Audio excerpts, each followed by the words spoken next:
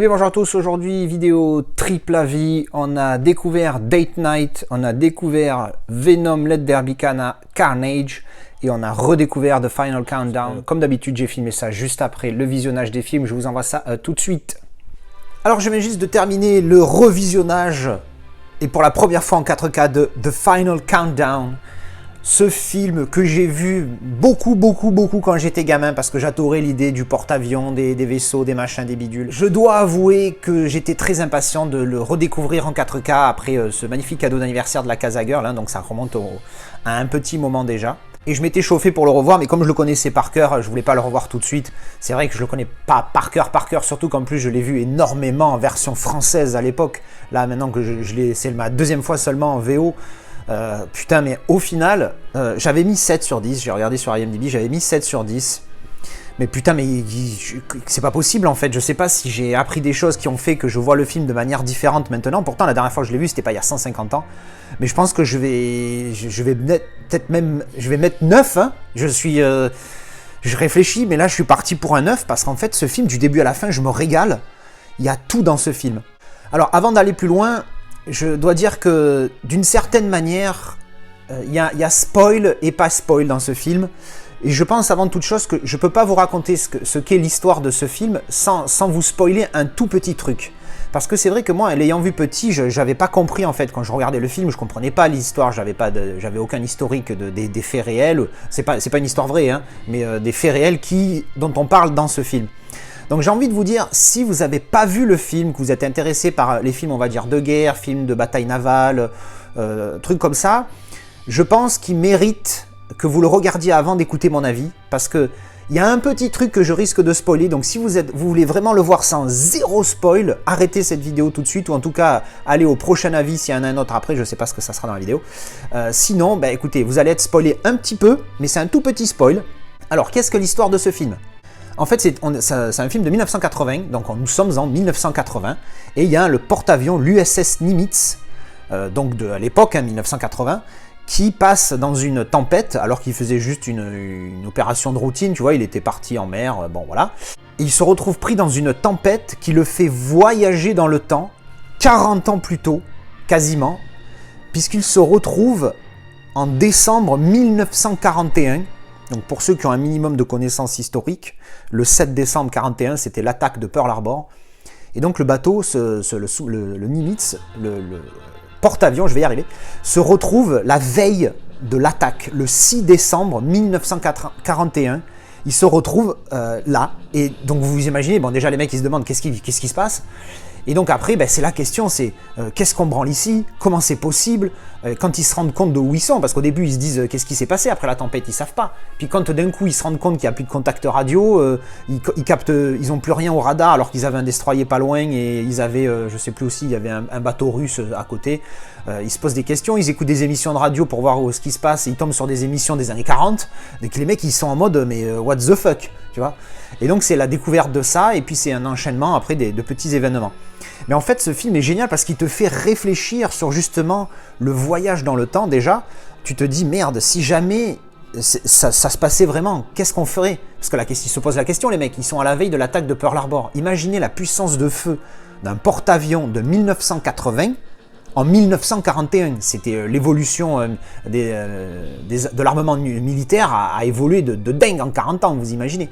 Donc imaginez que ce seul porte-avions avec son armement peut, je pense, à mon avis, hein, décimer toute l'attaque japonaise, hein, donc toute la flotte, parce qu'ils ont une puissance de feu de fou. Et c'est vraiment, il y a tout qui est génial en fait dans ce film. Il y a tout qui est génial. Le raisonnement aussi derrière, le raisonnement de la façon de penser des gens, parce que ils se trouvent dans une situation, il y en a qui évidemment qui ont beaucoup de connaissances en histoire, il y en a un qui écrit un livre sur l'histoire navale, et donc entre autres il parle bien évidemment de Pearl Harbor, il a plein de dossiers, puis c'est lui qui identifie le fait ils ont effectivement voyagé dans le temps. Mais en fait, c'est juste génial, en fait, ce film. Voilà, je m'excuse, hein, mais je me suis tellement régalé, mais c'est un truc de malade. Comment j'ai pu mettre que 7 la première fois que je l'ai vu? Et il y a une musique en plus, la musique, elle te porte tout le film. T'as une musique un petit peu entraînante, et t'as aussi une musique un petit peu angoissante, et elle est vraiment géniale, ça te tient, enfin moi ça m'a tenu tout le film, en plus du reste, en plus de l'histoire. Maintenant, on va passer à la question qui tue, c'est un 4K Ultra HD. Il est en Dolby Vision et Dolby Atmos. Alors pour le coup, ça c'est juste l'info pour... moi j'ai pas, hein, moi j'ai que Dolby 3 HD Max en 5.1. Le son, ça n'a rien à voir. Vu que je connais le film par cœur, je me suis rappelé un petit peu des voix en VF, et quand j'ai switché, la VF n'est qu'en 2.0. Alors faut savoir que c'est une édition américaine, il n'est pas sorti en Europe, ni en France évidemment. Donc édition américaine, elle est assez chère, je l'avoue, moi c'est un cadeau, sinon je n'aurais peut-être pas acheté tout de suite. Mais il y a la VF dessus, en 2.0. En 2.0 DTS HD, mais en 2.0 quand même. La version originale est en Dolby 3 HD, Dolby Atmos et DTS HD Master Audio 5.1. Donc la piste audio, elle est dingue parce que de temps en temps pendant le film, juste pour le souvenir, je suis passé en VF. Alors là, je veux faire mon Pro VO encore, hein. Mais le doublage, oh my god! Je me suis fait 2-3 scènes de 10-20 secondes où il y a des dialogues. Alors, tu vois les mouvements de bouche. En plus, je venais juste l'écouter en VO, donc je sais ce qu'ils disent. Et derrière, je les vois dire en français. Alors, c'est le fait du mieux qu'il peut, encore une fois, mais c'est tellement... Et puis, j'ai remarqué encore une fois qu'il y a quand même des petits trucs que, comme je l'ai vu énormément, je l'ai beaucoup plus vu en VF qu'en VO, il y a beaucoup de petites intonations de voix et de ton qui ne sont pas reproduites correctement en français, et c'est pas du tout comme à l'original, donc je me répète encore une fois, mais vraiment la VO, là pour le coup, ça change beaucoup. Après, est-ce que si tu regardes en VO mais que tu pipes pas un mot d'anglais avec les sous-titres français, est-ce que ça y fait ou pas? Je sais pas, je pourrais pas vous dire. 4K, dès le début, j'ai été agressé par le grain. Parce que c'est un 35 mm, digital intermediate 4K, puisqu'il a été remasterisé en 4K sur du 35 mm, malheureusement sur de la pellicule. Enfin, malheureusement, on n'avait pas le choix à l'époque, hein, ils avaient pris ça. Donc du grain, mais alors en plus du grain pas beau qui zouk, mais on s'y fait assez vite, et surtout que le grain qui zouk, on le voit plutôt quand il y a un plan large, mais quand on est sur j'allais dire sous-marin, quand on est sur le porte-avions ou des plans plus serrés dans les cabines, tout ça, là, le grain est beaucoup moins agressif, sauf si par exemple il y a un morceau de ciel en background, comme on dit, derrière, en deuxième plan, pardon. Là, on voit un peu le grain, mais sinon, au premier plan, voilà. Et aussi, j'ai été choqué du HDR. Bah, et le piqué, hein. Le piqué est magnifique. Pour un 35 mm, ils ont fait un beau boulot pour le coup. Dommage qu'ils aient pas essayé de nettoyer le grain, mais je pense que... Voilà, ça aurait été beaucoup de boulot leur demander pour pas grand chose au final, parce qu'encore une fois, les scènes de près, le détail sur les visages, j'ai halluciné. Mais bon, quand même, on va mettre le petit Blu-ray, parce qu'il faut bien comparer quand même. Hein. Alors, pour info, le Blu-ray, même sur la version américaine, est en multi-région, je pense, puisque moi je le lis sur mon lecteur région B. Je vais quand même faire un comparo, parce qu'à mon avis, le Dolby Vision, il envoie du sale. Voilà, je mets ça tout de suite, c'est parti. Alors, comme d'habitude, je suis passé d'un disque à l'autre. Alors... Le 4K, j'ai pas envie de dire qu'il explose le Blu-ray, mais on n'en est pas loin. Je m'explique. Au niveau du piqué, il y a une pas nette différence, mais on voit clairement que le 4K est au-dessus. Donc au niveau du piqué, on est pas mal, mais alors encore une fois, le HDR, en plus la Dolby Vision, ça déboîte. Oh là là, le Blu-ray, il fait tout terne à côté, c'est une horreur. Oh putain, c'est chaud. Ah, c'est chaud. Là, pour le coup, upgrade direct. Le 4K est magnifique, même si, encore une fois, il y a ce grain, tout ça, mais le boulot entre le Blu-ray et le 4K, surtout qu'en plus, je suppute, vu sa qualité, que le Blu-ray est malgré tout, ils ont fait comme les Allemands, hein, il y a 2 jaquettes, sauf que c'est pas la même chose. Les Allemands, ils enlèvent juste le FSK. Le Blu-ray, je suppute qu'il est masterisé, il a le même master que le 4K, mais enfin d'après la qualité que je vois, on dirait. Hein. Mais là, pour le coup, la colorimétrie sur là, c'est le Blu-ray hein, qui tourne. La colorimétrie sur le HDR, elle est juste folle. Elle est dingue. Le Dolby Vision fait un travail de fou. Donc franchement, je vous recommande, si jamais vous l'avez déjà en Blu-ray, trouvez le 4K. Alors après, oui, c'est vrai qu'il est cher, il faut le faire venir des States. Ah bon, malheureusement, il n'est pas sorti d'Europe, donc il faut ce qu'il faut. En tout cas, moi, je vous le recommande fortement parce que le 4K est juste une putain de tuerie. Je suis trop content de l'avoir en 4K, même si au début, j'ai bugué parce que le grain m'a cassé les couilles. Au final, je vous dis, comme je vous disais tout à l'heure, enfin, j'en ai déjà parlé. Bref, non, là, upgrade direct, le 4K est juste dingue. Et malgré tout, en plus, pardon, je vais quand même, pour la déconne, me le mettre en DVD. Parce que j'ai gardé le DVD, parce que j'avais le DVD comme ça, qu'est-ce que vous voulez que j'en foute. Donc, je vais me mettre le DVD. Ah oui, parce que le disque qui est là, c'est un CD de la BO du film. Music from the original motion picture soundtrack. Et là, apparemment, ils n'ont pas dit en partie. Ça a l'air d'être toutes les musiques. Musique composée et produite par John Scott. Donc pour la déconne, je vais me mettre le DVD. Alors, je viens de mettre le DVD et c'est lui qui tourne. Comme vous le voyez, non seulement on se tape les barres d'en haut, mais là, il m'a mis des barres à droite et à gauche de l'écran.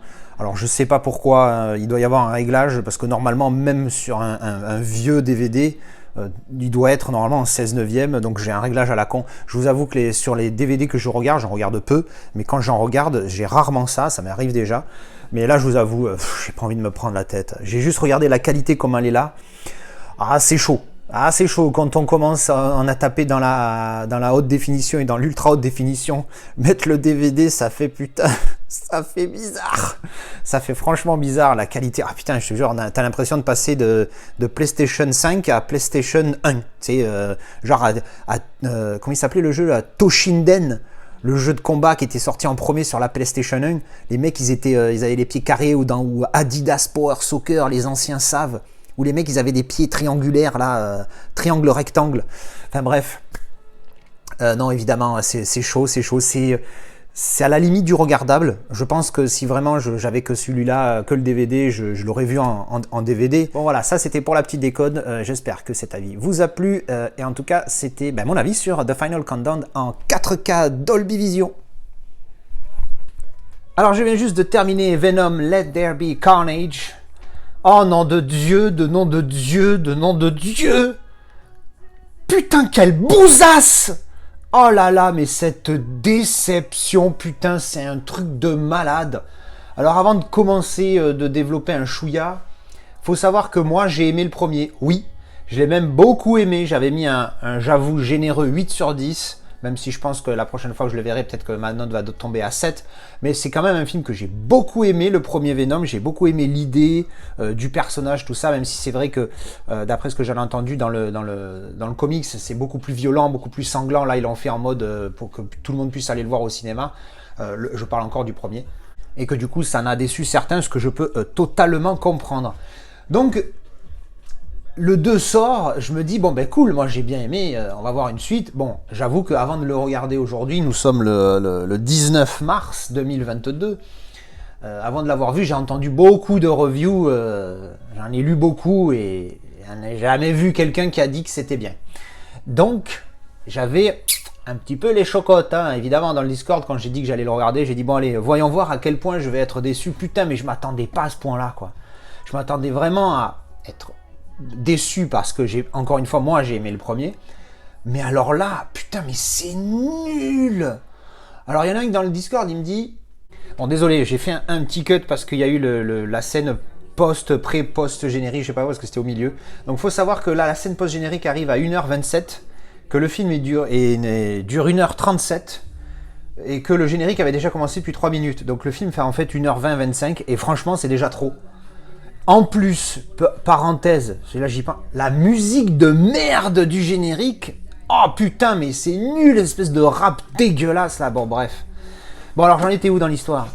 Donc alors l'histoire du film, pour ceux qui connaissent pas, le regardez pas, voilà, on va pas aller plus loin. Pour ceux qui veulent vraiment se faire un avis, hein, comme moi, hein, moi je vous dis, tant que je vois pas, je ne m'arrête pas que aux avis, hein, surtout si le film m'intéresse comme celui-là m'intéressait. Bon, grosso modo, alors Tom Hardy, donc je sais plus comment il s'appelle, Eddie Brock, donc il a le Venom en lui depuis le premier, et Jean-Pierre Woody Harrelson, lui, il est condamné à mort parce que c'est un serial killer, tout ça machin, mais il a un bon feeling avec Eddie Brock, mais bon, ça c'est pareil, c'est tellement pas développé que tu sais même pas comment ça arrive. Enfin, bref, la seule chose dont je me rappelle, c'est qu'à la fin du premier Venom, il y a je crois que la scène post-générique, il y a Woody Harrelson dedans, je crois, un truc comme ça, parce que ça me disait quelque chose.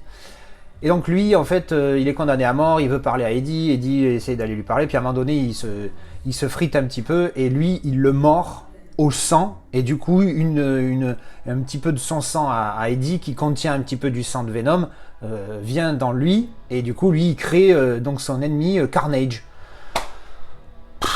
C'est le fils de Venom, je sais pas. Oh là là, mais c'est n'importe quoi. Putain, mais l'histoire, elle est bidon. Putain, mais ça tient à rien. Effectivement, ce que j'avais entendu sur le fait qu'il jouait beaucoup sur le côté humoristique du film, ça ressort en permanence. Il y a toujours des petites blagues et tout machin qui sont, mais même, j'ai même pas souri une seule fois. Bon, on est deux à le regarder, il y a quelqu'un d'autre qui a beaucoup rigolé. Mais moi, ça m'a pas fait rire du tout. C'était des blagues pas drôles. Franchement, c'était nul, quoi. Il y avait pas de comment dirais-je, de fond dans l'histoire. C'était vraiment, mais une série B de M6 15h30 un lundi après-midi, quoi, tu vois. C'est bidon, franchement bidon. L'intérêt de Ginette Blonde, là, je sais plus comment elle s'appelle, celle qui joue dans Dawson, là. Pour moi, c'est l'actrice de Dawson. Michelle Williams, elle a un rôle tout fatigué, évidemment, parce que le personnage de Tom Hardy, Eddie Brock, il est amoureux d'elle, mais elle est avec un autre mec et tout. Le personnage, un personnage à X-Men, là, celle qui a quand elle crie, elle a une voix ultra aiguë. Il y a un personnage X-Men qui est comme ça, je sais plus. Mais bon, bref. Pareil, tellement sous-développé. Ils sont ensemble depuis le plus jeune âge, ils sont amoureux, tout ça. Oh là là là là, putain, un carnage. Au sens du... Le titre, en fait, les mecs, ils ont cherché la merde. Ils ont fait un film de merde et ils l'ont appelé Let There Be Carnage. Et effectivement, c'est un carnage. Il n'y a rien à retenir. J'hésite sur ma note entre 1 et 2. Parce que c'est vraiment... Mais, oh là là.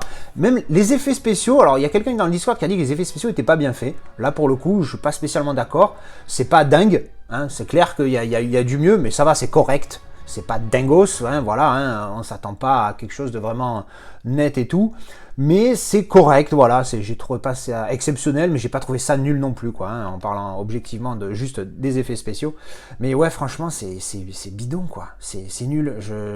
Heureusement que j'ai payé que 4 € le Blu-ray, parce que, waouh, c'est une déception comme jamais. J'ai envie de mettre 1 sur 10 parce que je suis trop déçu, en fait, donc 1 sur 10, voilà, ça va être 1 sur 10.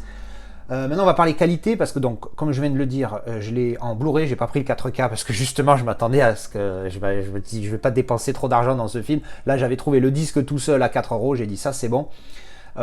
Sony Pictures comme d'habitude, très bon travail. Alors j'ai encore cet effet là sur les Blu-ray, je sais pas si ça vient de mon téléviseur, d'un réglage ou quoi, mais alors c'est pas du ghosting, hein, je l'avais expliqué, on m'avait donné le nom déjà mais je me rappelle plus. C'est genre le personnage se déplace et puis derrière il y a une espèce de lumière qui le suit, tu vois, genre ça balaye, je sais pas, j'arrive pas trop à l'expliquer, ça c'est très, très particulier. C'est pas du ghosting, parce que le ghosting c'est ce qui reste à l'image, donc là c'est pas le cas, mais quand il y a un peu trop sur certaines scènes, en plus c'est même pas tout le temps, sur certaines scènes quand le personnage se déplace, ben, par exemple il fait comme ça, puis derrière il y a une espèce de voile, voilà, qui le suit. Enfin bon, je sais plus le terme, moi je l'ai dit une fois, je me rappelle plus. Si vous voyez de quoi je parle, merci de me le mettre dans les commentaires, ça serait cool. Un pré-truc, ah merde, je me rappelle plus. Bref, donc voilà, ça, en dehors de ça, que j'ai remarqué 4-5 fois dans le film, bon, c'est de la qualité, quoi. C'est du Sony Pictures, on est du très bon, donc pas de souci au niveau de la qualité. Qualité du Blu-ray, je vais mettre 4 sur 5. Parce que voilà, parce qu'il est bon, quoi. Je vais quand même le dire, hein, la Casa Girl, elle a mis 7 sur 10. Eh oui. Parce qu'il y en a qui ont aimé. Bon, bah écoute, il en faut, hein, de moyenne, il a 6,0 sur IMDb. Je sais pas comment il arrive à arriver à cette note-là, c'est quand même dingue. Et puis ce qui me fait rire, c'est que j'ai posé l'iPad ici avec la jaquette du film, et à côté j'ai ça. Et quand je pense qu'elle a mis 6 à Whiplash et 7 sur 10 à Venom 2, il y a de quoi péter un câble, hein, tu te dis quand même.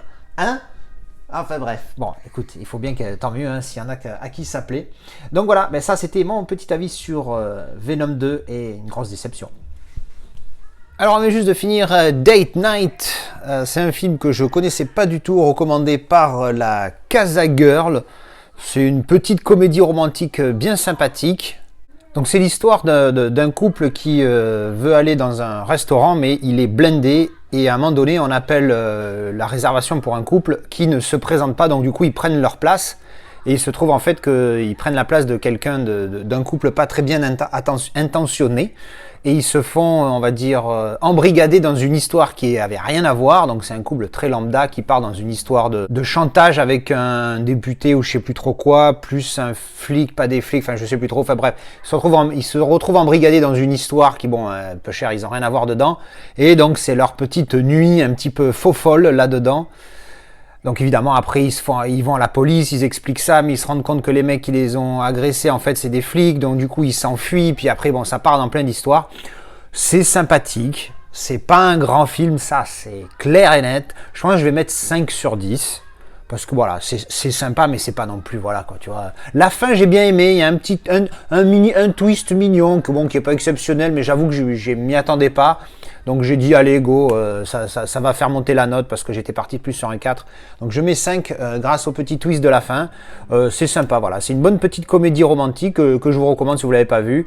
Bon, là, c'est du DVD, donc c'est pas non plus la folie niveau qualité, hein, parce qu'on va en parler. Mais pour le coup, pour un DVD, ça va. Pour un DVD, je pense que je vais mettre un bon 4, hein, parce franchement, il est nickel. Hein. Pour du DVD, c'est vraiment top, quoi. Et bien ça, c'était mon petit avis pour Date Night. Et voilà, c'était mes avis pour ces 3 films. J'espère que ça vous a plu. Dites-moi ce que vous en pensez. À quel point avez-vous été déçu de celui-ci? J'ai un collègue dans le Discord, Arkham pour ne pas le nommer, qui vient de dire « Ah, j'ai réussi en fait de me débarrasser de cette bouse innommable » ou je sais plus quel terme il a employé. Quelle déception, alors que aussi bien lui que moi, on avait bien apprécié le premier, sans dire que c'est un chef-d'œuvre bien évidemment, mais on avait bien aimé le premier. Moi j'ai adoré, j'ai même un premium Film Arena pour le premier, mais alors le 2, c'est une catastrophe ambulante. J'ai mis 1 sur 10, vous vous rendez compte, c'est chaud. Bref, et l'excellente redécouverte de Final Countdown. Voilà, dites-moi ce que vous pensez de ces films en commentaire comme d'habitude et je vous dis à la prochaine pour une vidéo avis ou déballage. Allez, bisous, ciao ciao.